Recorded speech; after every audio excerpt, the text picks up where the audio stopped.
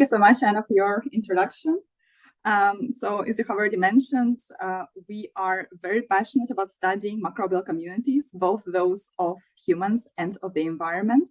So with today's webinar, we hope to convince you that microorganisms can indeed be beneficial for our health, and that we actually need contact with microbial biodiversity to stay healthy, especially as children.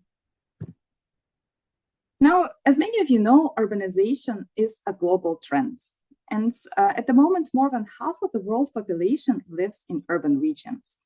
It is estimated that by 2050, more than 2/3 of the world population will live in urban areas.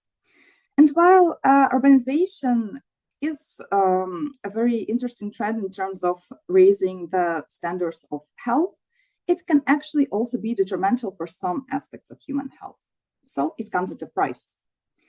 For example, certain articles have highlighted that urban diseases such as measles have a greater risk of death in remote, more urbanized regions compared to remote villages.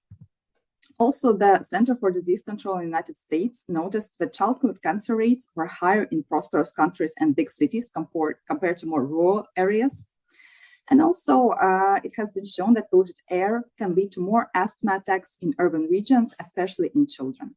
So all in all, urbanization is not always positive. And what's interesting is that allergies were one of the first conditions that were linked to an urban lifestyle. This has already been shown in the 20th century. For example, the physician John Bostock in 1828 has shown that the summer catarrh, which is actually hay fever, occurred mostly among the middle and the upper classes of society, so of people of high rank who lived a more urban lifestyle, and actually did not occur so much among the poor. Similar observations have been made by Charles Blackley, who in 1873 has shown that hay fever is an aristocratic disease. So again, something linked to an urban lifestyle. Of course, at that moment, it was not very well understood what factors in the urban environment can be linked to allergic and other diseases of the immune system. But right now, we know that many characteristics of urban environments can be detrimental to urban health of humans. For example, we know that air pollution can be linked to asthma and allergies, but also to cancer and cardiovascular health issues. Noise pollution and light pollution can also be detrimental to cardiovascular health and also is linked to problems with mental health. Transient, migrant, and dense populations are obviously contributing to spread of infectious diseases. But one aspect that is often overlooked and one that I would love to talk about today together with Wenke is the altered microbial exposure in urban areas. One interesting study that has already tried to explain the differences in allergy prevalence in urban versus rural regions was a Karelia allergy study. In this study, the scientists have examined the Finnish and the Russian Karelia. So these were regions that were socioeconomically distinct, but geoclimatically similar. So basically, Karelia is an area that has been split between Finland and Russia at some point, but the populations living there and the climate were quite similar. And what was observed was that in the Finnish Karelia, this was much more urbanized. There was a higher prevalence of asthma, hay fever, and also skin test positivity, so actually a measure of allergies in the school children between 7 and 16 years. You can see it here on the graph on the left.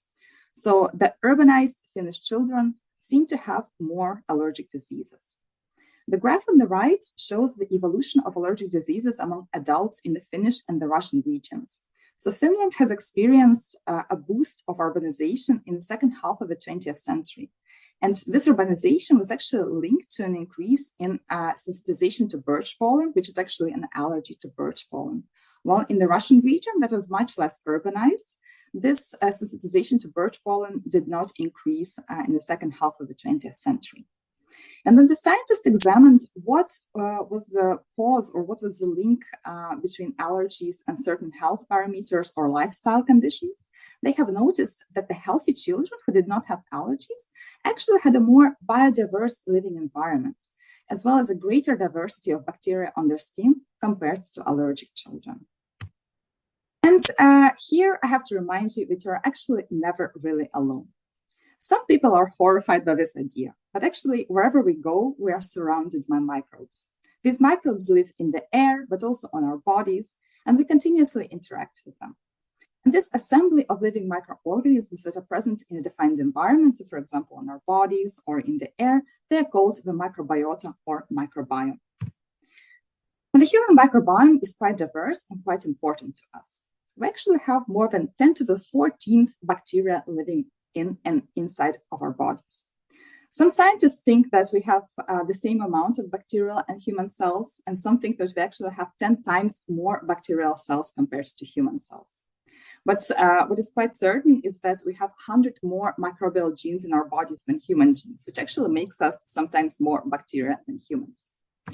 And different parts of the human body have different bacteria present on there. And for example, in the respiratory tract, which is in contact with the outside environment, we have from 10 to the second to 10 to the sixth bacteria per milliliter. So quite a few bacteria that can interact with our bodies. And what do these bacteria or other microorganisms can actually do for us? Well, first of all, our microbiome can help us produce vitamins and also help us with digestion. So this is more clear when we look at the microbiome of the gut. But these microorganisms can also help defend us against incoming pathogens. And this is actually true not only for the gut, but also for the other areas of the body, such as the skin and the respiratory tract. Now, one very important aspect is the fact that the microbiome can actually help our immune system to function. It can teach our immune system to be balanced and to have optimal activity. And this is something that we will focus on today in our presentation. So many of you might have heard about the hygiene hypotheses. This is published on by David Strachan in 1989. Now, the hygiene hypothesis has actually been proposed before that, but David Strachan performed a very comprehensive study on 17,000 children, and he could actually demonstrate that children living in larger families who had more brothers and sisters suffered less from allergic diseases. So David Strachan hypothesized that exposure to early childhood infections could help prevent allergies. He actually wrote the following: allergic diseases were prevented by infection in early childhood, transmitted by unhygienic contact with older siblings, or acquired prenatally from a mother infected by contact with her older children. So in a way, he proposed that infections can actually be protected. Now, as we all know now, not all childhood infections are actually good for our immune system. Infections such as the flu, measles, and lately we also know that COVID-19 would be quite detrimental for human immunity. So definitely not all infections can help us have a balanced immune system. In fact, in 2000, Strachan himself wrote that the totality of current evidence from cross-sectional and longitudinal studies of common specific and non-specific infectious illnesses in infancy and childhood offers no support for the hygiene hypothesis. Now, this is quite a direct conclusion. But what he was trying to say is that actually we have to look at other microbes, not necessarily infectious diseases, to obtain a balanced immune system. And this is why in 2003, Graham Rook's old friends hypothesis has been formulated. Graham Rook proposed that exposure to microbes that co-evolved with humans could actually train the immune system. So here he meant not all microbes, but actually only the microbes or parasites that first of all exist in our environments. So for example, lactobacillus that we often consume in fermented foods. Microbes and parasites that can inhabit the human and animal bodies. So again, for example, lactobacillus that can live in our guts or the vagina. And microbes and parasites that lead to chronic infections or carrier states. So here we have the example of toxoplasma that actually stays in the human body without killing us. So Graham Rook proposed that these old friends that we co-evolved with for centuries and thousands of years could train the human immune system, and we actually need them for balanced immunity. So what's interesting is that he mentioned the environments, and this is something that we will discuss on our next slides. But first of all, I would like to introduce the One Health concept. So actually, to tackle urban problems, we need to look broader. So we cannot just focus on the relationship between humans and bacteria separately. Because the health of humans and the health of animals and the health of the environment, they're all interconnected. So One Health is actually an integrated, unifying approach to balance and optimize the health of people, animals, and the environment together. And one aspect that connects people, animals, and the environment are, of course, microbial communities. So as I showed you, they're important for human health, but of course, they're also important for animal health, but also for environmental health, because microbes can facilitate certain processes, such as, for example, carbon, nitrogen, iron cycling, but also plant health.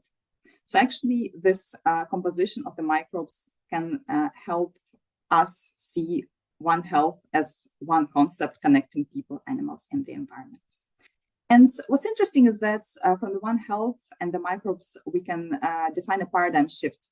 That microbes have previously been seen as unsocial organisms causing disease, but now we have a holistic view of microorganisms that positively interconnect all areas of our lives. And recent studies in recent decades have demonstrated that there is actually an environmental human microbiome transmission occurring. So when you go outside, you breathe in the air, you touch the leaves, or you walk on the soil, the bacteria that are present in these environments can be transferred to your skin or your airways. This has been, for example, shown in a recent study by Selway in 2020, in which they have shown that skin and the nasal microbiomes became more diverse when people interacted with urban green spaces in certain cities. So the microbiomes became more diverse, but what does this actually mean? Maybe we should talk about biodiversity first. So biodiversity is the variety of life found in a particular area at all its levels, from genes to ecosystems. And biodiversity is very important because it actually stabilizes ecosystem functioning. It is reduced at high levels of urbanization. Now, I think most of us are familiar with biodiversity at macro level. So for example, this is the variety of plants or animals that we can see with the naked eye. But the biodiversity at the level of microorganisms, especially in the environment, is not yet so well studied and not so well understood. One thing is for sure, is that several studies have demonstrated microbiomes in urban and rural environments, or the less urban environments, can actually differ from each other. And this is true for all types of microbiomes, the air microbiome, the soil microbiome, and actually also the phyllosphere microbiome, which is the microbiome of the leaves of the plants. And Wenke will soon show you some results from our own studies that actually supports this notion that the microbiomes of urban and non-urban environments are quite different, but not necessarily more or less biodiverse. But this brings us to the biodiversity hypothesis. So because there are differences between the microbiomes in the urban and non-urban environments, we can actually suspect that humans living in more urban environments have to face a decline in biodiversity. And this leads to microbial deprivation. This microbial deprivation, in turn, leads to microbial imbalances also on and inside the human body. And this leads to disturbed immune responses, which can actually explain the high risk of inflammatory diseases that we observe these days in urban regions.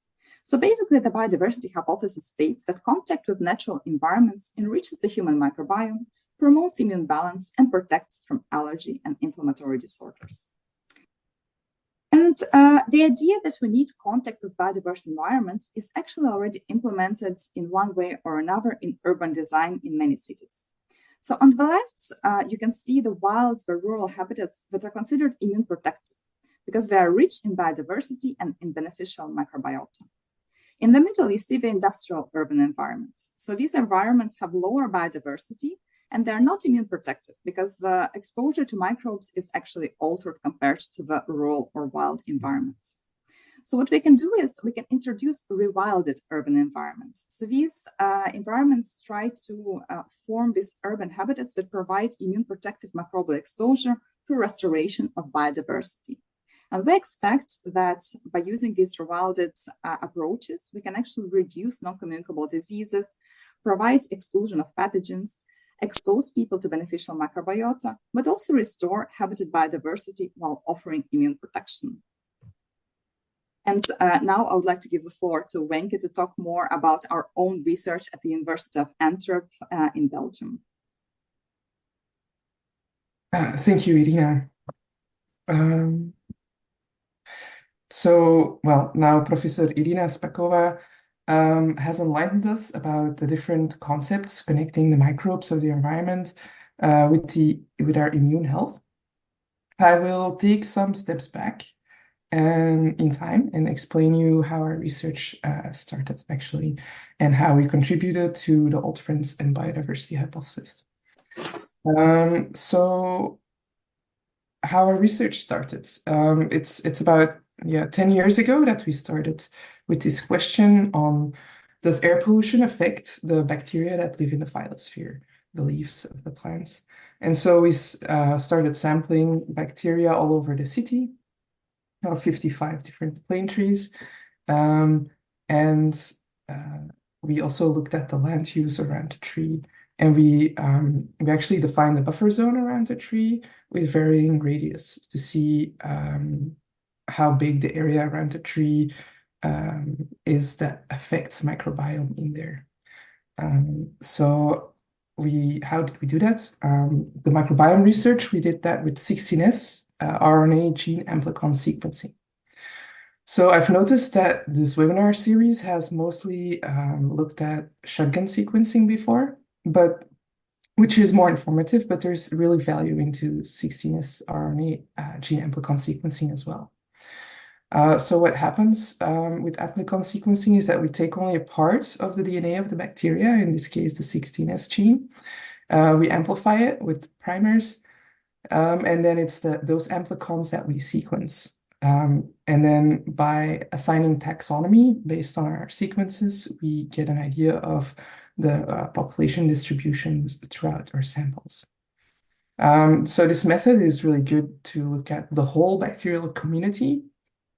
It will give us identification, often to genus level, maybe sometimes to species level, but it won't give us the function of these bacteria. So if you want to use 16S RNA gene amplicon sequencing, this is an important thing to keep into mind.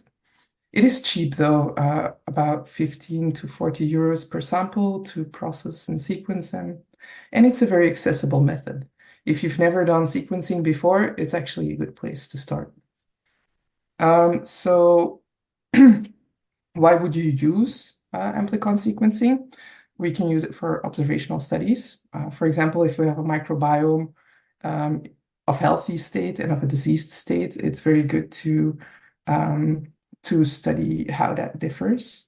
We can also see, okay, so we see a lot of these bacteria in the air, where are they coming from? And then by sequencing the air and different potential sources, we can figure out, oh, it's coming from this wastewater treatment plant, or it's coming from the trees, or things like that. And we can also estimate the effect of environmental factors on our microbiome of interest, and how important those different factors are compared to each other. So with these observational settings, where we just look at what is there, we can generate a lot of hypotheses using amplicon sequencing. There is another way. We can also do an experimental approach, where we either in the field or in the lab intervene as a researcher. And so that can tell us something about the actual effect of a treatment, for example, on the microbiome, or the effect even of an added bacterium, so that we can test our hypothesis a bit more and also work towards microbial applications. So how do we study entire communities of diverse microbes? So once we have the 16S data, the first thing we can look at is the alpha diversity or the biodiversity. There's a couple of metrics that you can use. So the most simple one is the richness. So it's deviated from species richness, but as bacteria, sequences from bacteria don't actually tell us which is a different species and which is the same species entirely. There's still of a gray zone, somewhat of a gray zone there. So a lot of bioinformaticians use operational taxonomic units, or OTUs. And those are all sequences that are 97% similar of that 16S region that we sequenced, and we put them together in one OTU. More and more popular is the use of ASVs, amplicon sequence variants. That means as soon as two sequences are one base pair different, they are a different ASV. And so if you just count, for example, the number of OTUs, like in this figure, per sample, you can, for the different land uses, you can say the phyllosphere richness was on average a little lower in urban green areas than at busy roads, for example. There are other metrics like the Shannon diversity and the inverse Simpson index. For alpha diversity, they also take into account the evenness of your sample. So besides alpha diversity, what can we do with these 16S data? We can look at beta dissimilarity. So it's actually beta dissimilarity expresses the difference between two communities or two samples that you have. This is often visualized in a principal coordinates analysis graph. So this is like all variation is kind of deduced to two axes. And then every point in this figure is a sample. If those points are closer to each other, then the communities are more similar. If the points are further away, they are more dissimilar. So you can see, for example, that the phyllosphere of this plant, this is an example figure of a study done on ivy plants. You can see that there's a distinction between the communities living in non-urban areas compared to urban areas. I mean, this is something that's visual and a lot of information is still lost in a PCOA plot. So to test this statistically, we use a permutational analysis of variance, where you look at whether beta dissimilarity is affected by, for example, your treatment and your other factors.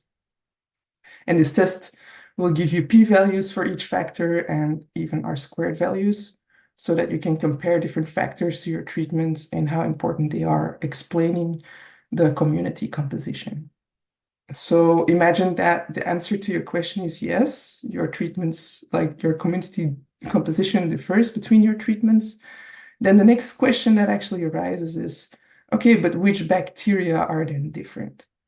And that's something we call differential abundance analysis, because we cannot just look at the relative abundances because we have compositional data sets. Literature has a lot more information for you on this technicality, but there's also many methods to approach this, but don't just use your relative abundances. And then you can find which bacteria are different for your different treatments, for example. So how do we do that exactly? Like concretely, we use the R code very often in microbiome studies. And there is many packages out there, but the package that we're using is one that we made here in the lab. It's called Tidy Tacos, which stands for Tidy Taxonomic Compositions. It's very useful for any amplicon sequencing data set, and you can find it at this webpage.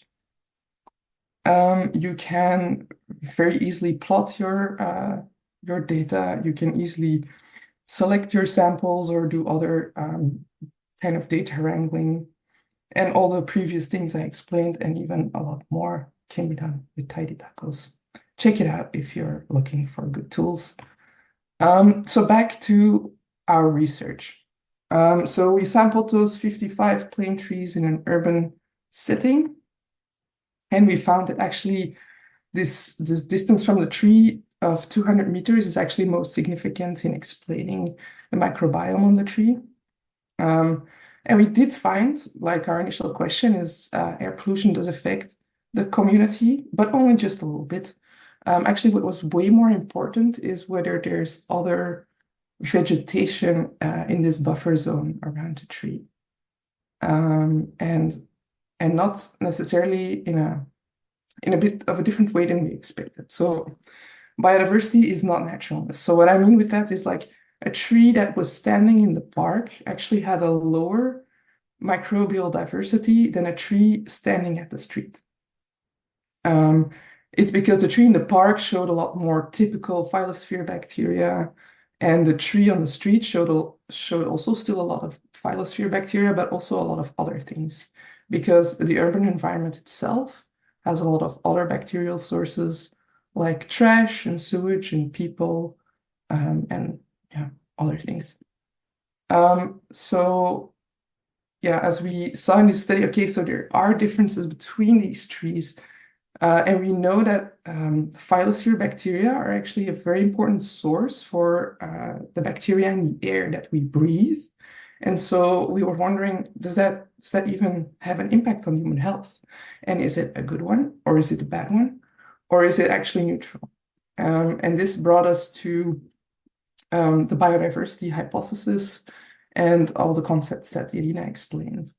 And so we set up this study ourselves. It's called Biodiversity at Schools, where the main question was, do green school playgrounds enrich the children's microbiome and therefore promote the immune balance? Because childhood is a very important, sensitive period for people to develop allergies. It seemed like a useful place to start.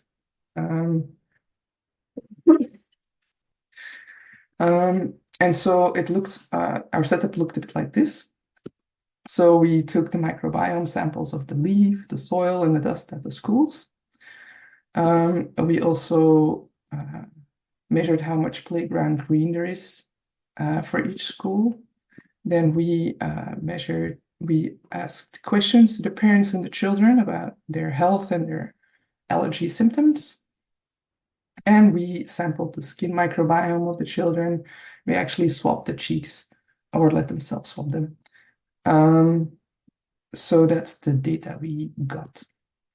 So it's still an observational study with 37 schools and 530 children. And so the first thing that we checked was, does exposure to nature indeed decrease allergies? That's the case for our study. This has been shown previously in literature, so it's not surprising, but it's nice. It confirms that we're working with real data. And then the bacterial community composition characteristics we did were, of course, the alpha diversity, where we checked the ASV richness and Simpson index of the environmental samples and the cheek swab samples.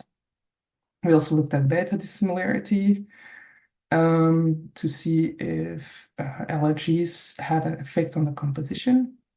And then we obviously checked out which ASVs are then correlated with green and allergies. So does an enriched microbiome, is it associated with less allergies? A short answer is yes. The more complex answer is there was actually an interaction effect with, for example, landscape in some cases. So what this means is that, like eczema, for example, it was lower when there was more plant diversity on the playground, like more microbial diversity on the plants, but only in a rural area. When it was in a city area, this was not the case.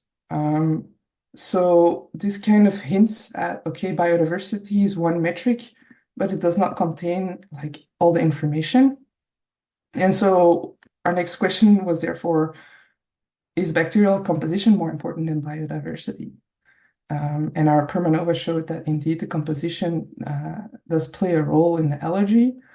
So the next question was, okay, which bacteria are important here? And with the differential abundance analysis technique, we found that green playgrounds have more of these Clavibacter, Bacillia, and Mycobacterium, which are typical plant bacteria, and also more Pyrrhella, which are actually more ubiquitous water bacteria. And the rural environment had more Nacamyrella. We found a lot more other bacteria, but I selected these bacteria because they're also correlated with the allergy incidence of the children at the schools. So we can see that actually most of these natural bacteria decrease or seem to be associated with less allergies. The only exception here is Mycobacterium, which seems to have a different effect on wheezing and eczema, if at all. Well, a different positive effect, potential effect, let's say. So that brings us to the conclusion that indeed exposure to nature is good for decreasing allergies, and that the microbiome is probably playing a role there. So the main take-home messages would be that green exposure is not just good for our mental health, but is actually also good for our immune development. Both living in a rural area helps, but having a green playground as well. Then the environmental microbiome, or at least some members of it, are associated with allergies. Then it seems that it's more important to look at which taxa are present rather than biodiversity in general, which is nuancing the biodiversity hypothesis somewhat, but is in line with the old friends hypothesis and the rewilding hypothesis. So as I mentioned before, this is an observational study. It's very good for generating hypotheses. Now we can take it to the next step. And so for future research, we really want to see if there's causality, and bacteria are indeed causing an immune development that's different. So with this, I want to thank our lab group and our partners in the baseball project, Cienzano, Moss, Good Planet, EMBL, BELSPO, and UCL. And if there are any questions, we're very happy to answer them.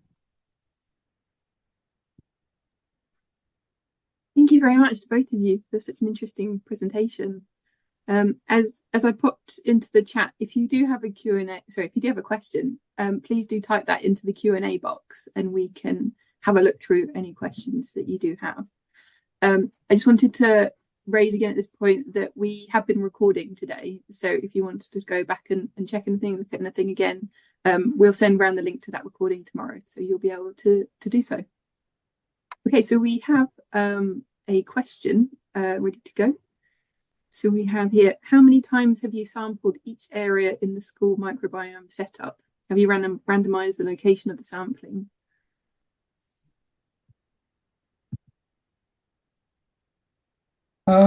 Yes, so we have done this work with some partners, and they have selected schools for us throughout Belgium. They have selected them so we would have pairwise comparisons. Although because of schools not always agreeing, it didn't work out all that well.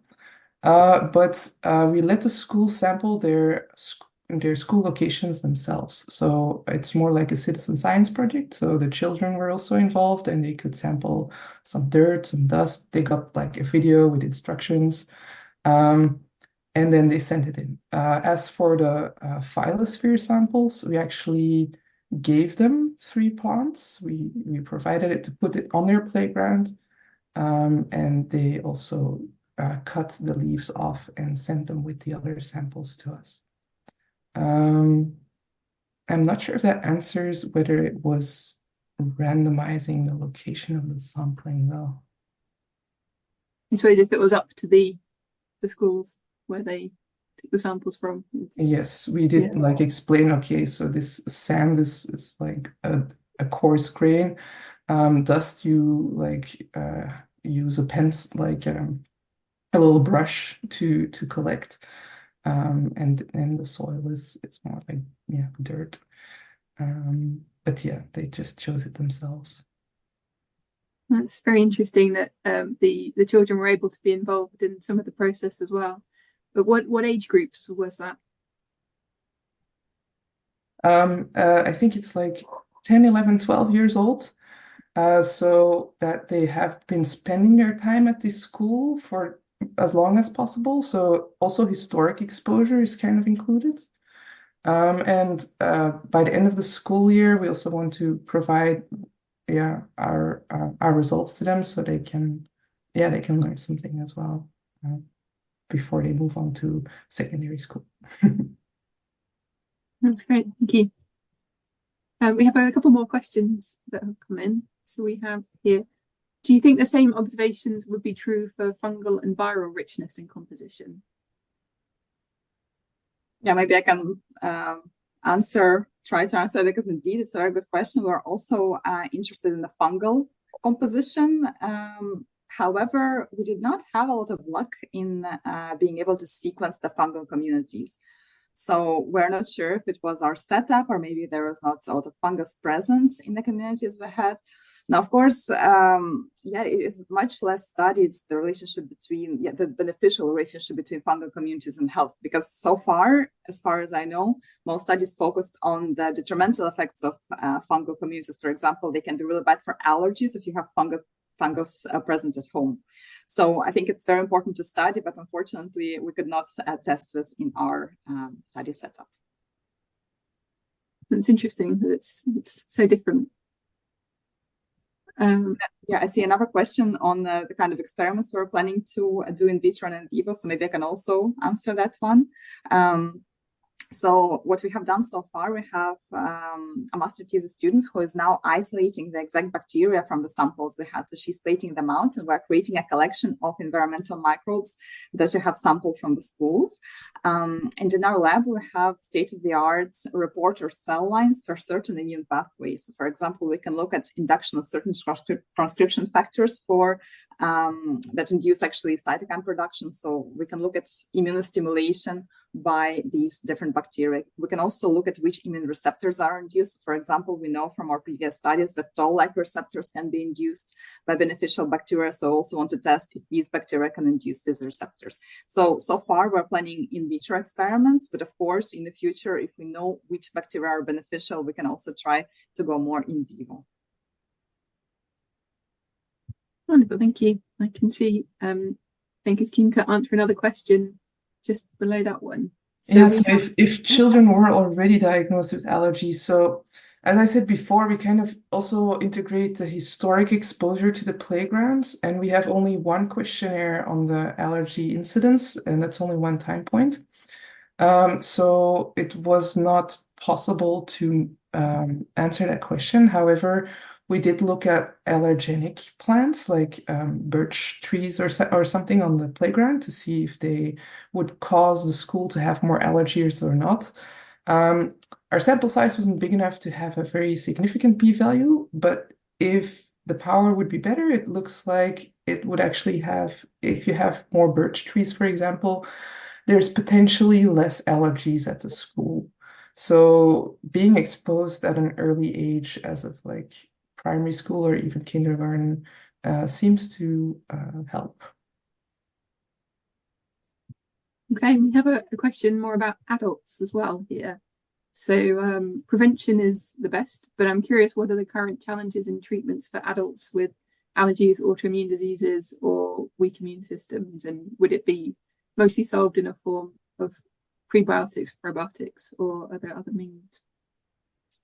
And so that's a very good question. Actually, our lab has studied probiotics for a very long time, also to combat allergies in children and adults.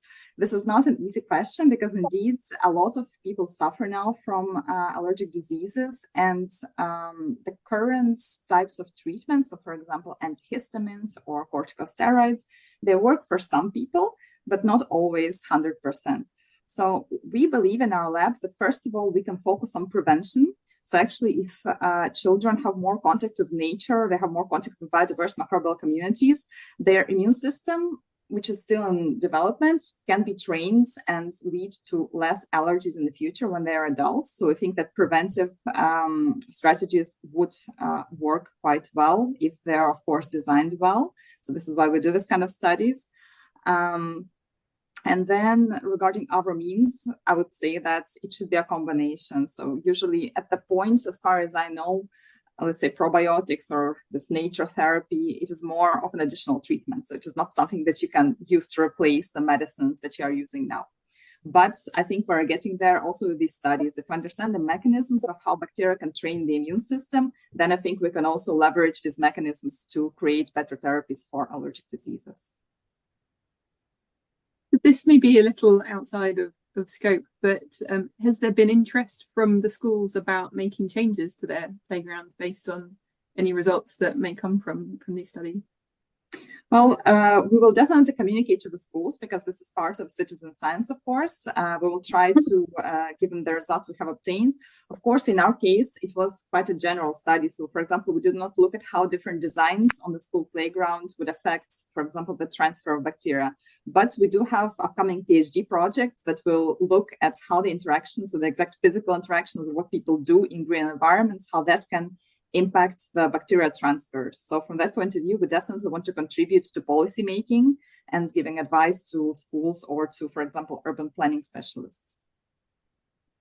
Wonderful. Okay, so I think we have maybe just one more question that we can take a look at here. So it says, when you said that the rural area with rich microbiome contribute to less allergies, but the urban areas didn't, could you elaborate a bit on that difference? Well, if you mean our study exactly, then in this case, it was more an association that we saw. So children that were going to schools located in areas with more naturalness had reported less allergic diseases. So in our case, it was an association that we saw. Now, if you mean from a global perspective, so also the other studies, but it was also mostly association studies that were observed. So actually, if they took children who had less allergies, and then they sampled their microbiome, they saw that's the microbiome of children who did not have allergies. It was more diverse compared to children who had less allergies. So in a way, again, I want to emphasize that most of the studies that have been performed, it was just association studies in which the link was observed. But how this rich microbiome exactly contributes to less allergies, it's quite difficult to say from a mechanistic perspective. I don't know if Wenke still wants to add on that. Yeah, just that an urban area is not necessarily always less biodiverse. So, for example, in the soil, we see actually a city often has more biodiversity than the natural areas around the city.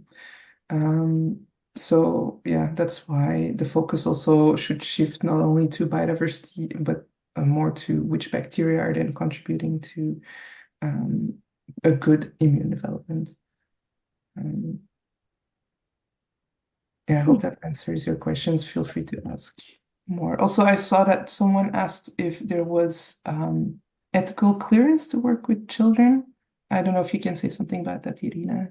Oh, definitely. So this is something very important. Of course, at the University of Antwerp, we always work with the Medical Ethical Committee of the University of Antwerp and the Antwerp University Hospital. So it would not be possible to do a study without ethical clearance. And of course, we thought a lot about, for example, how to get consent from the children, because you have to explain the study to them.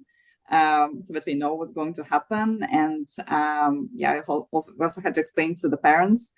So yeah, it was a lot of administration, but of course we're happy to do it to comply with all the ethical norms. And also the biobanking of the materials, so all the samples collected from children, it was stored in the biobank of Antwerp. So no, for us it's quite important to follow all the ethical norms. Yes, and despite the 530 samples, we had a lot more, but because some parents did not give informed consent, they were not included in the study.